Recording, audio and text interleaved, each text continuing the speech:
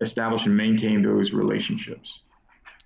Yeah, and those relationships are crucially important throughout your professional life and your personal life, especially with mentors. So I like to end every podcast that we do with a real life, real world application. So it's great that we're talking about mentors and how mentors are great and beneficial. And we both agree that mentorship should take place.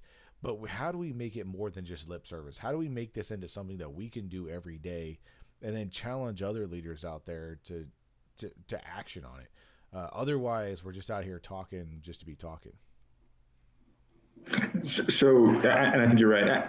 For my part, at least real world application wise, I definitely need to step up my game, and I need to be able to identify those guys and gals that need help.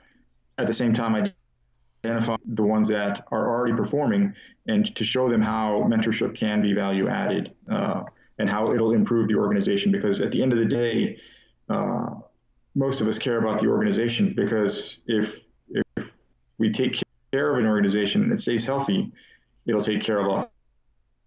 So almost in a symbiotic relationship. But that's what it is. How I plan to move forward is Yeah. building relationships. It can be a peer, it can be a junior subordinate, or even a senior level. And how do I bridge that gap uh, when I feel that there are those individuals in my organization that need to be mentored? I plan on reaching out to previous employers or bosses and say, hey, would you mind coming in and having a conversation about uh, work life balance, and how did you get to where you're at, and would you change anything, kind of like we're doing now, but really try to apply it to my future, or even now my current organization, looking for those opportunities. No, I think that's a great idea, especially with those leader development sessions and just getting some type of dialogue created on that. So, in closing, I do want to appreciate you, Enrique, taking your evening. I know it's late. It's 9 o'clock at night, going on 10:20 in the evening, and I know you've got a busy schedule. My schedule is kind of busy as well. But I do want to thank you for coming on and being my first guest. I'm sorry that we had some technical issues and the internet just kind of, for lack of a better term, just went out on us. And then had I reshuffle some things. And thank you for coming back on to kind of close out the show. So thank you for that. Hey, thanks, Tim. Thanks for having me. I really appreciate it, and I hope, I'm always learning. So even through our dialogue now, I picked up on some things. You can't really tell, but I was writing down some notes on things that I think that I could find useful and share later on. It goes back to that whole sharing piece, and hopefully, your listeners, your viewers, can use some of what we talked about and maybe internalize it and make their organizations better. Yeah, I hope so. I mean, that's the whole point in me doing this podcast and then doing a live session is generating a discussion amongst people and not just stovepiped in one organization or another organization. So in 5 weeks from now, so many people may not know this because one, I didn't tell anybody, so I'm sure you didn't know about it. Every 5 weeks, I'm going to do a YouTube live session like this.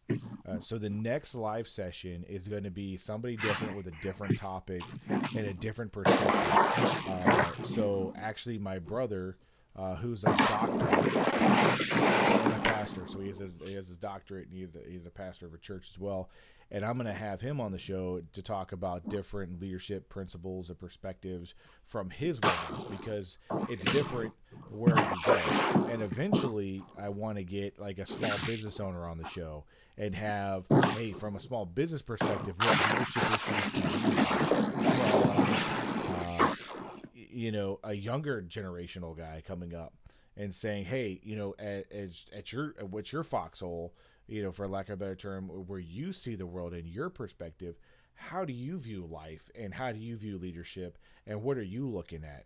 And just kind of generating that discussion, getting an all around, all inclusive feel for just general leadership principles and styles. Because at the end of the day, I know people are looking for more than what they're getting. Uh, I hear it every single day is, hey, I wish I got more of this. I wish I got more of that. Part of me says, well, you should have said something. You should have spoken up. But I was that guy too who didn't say anything out of a fear or one way or another. So, in closing, I do want to thank all the listeners out there for tuning into the show and then clicking on to this second part of this episode to kind of close it out. I do want to end with this. It is all about generating a discussion and a topic. So if you can, subscribe to this YouTube channel. Also go to Podbean. Check out my Podbean account at Tim stating the obvious. Or on iTunes, you can type in Tim stating the obvious on podcast on iTunes. It'll pop up on there as well. Subscribe to that. Rate a review if you like it. And then if you really, really like us, go to Patreon and contribute there. But either way, leave a message and a comment in the comment section on this episode. Leave a comment. Let us know what you think. And then I'll actually take those comments and incorporate it in the next episode. So I'm Tim Staten, stating the obvious.